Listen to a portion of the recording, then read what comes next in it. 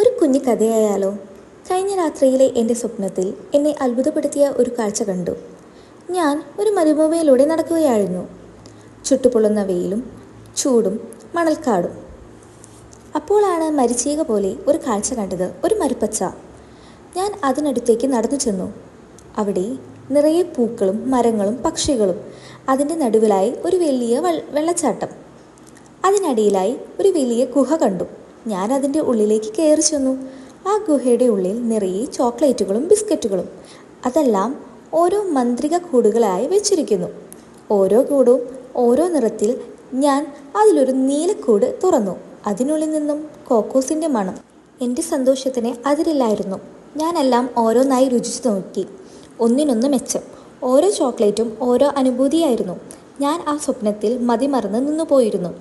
പെട്ടെന്ന് എൻ്റെ ഉറക്കമുണർന്നു. ഞാൻ കണ്ണു തുറന്നു നോക്കിയപ്പോൾ ഞാൻ എൻ്റെ കട്ടിലിൽ കിടക്കുകയായിരുന്നു.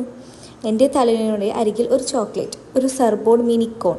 ഞാൻ ചിരിച്ചുകൊണ്ട് അപ്പോഴും ആ മരുഭൂമിയിലെ മരിച്ചീകയും ചോക്ലേറ്റും എൻ്റെ മനസ്സിൽ നിറഞ്ഞു നിന്നു.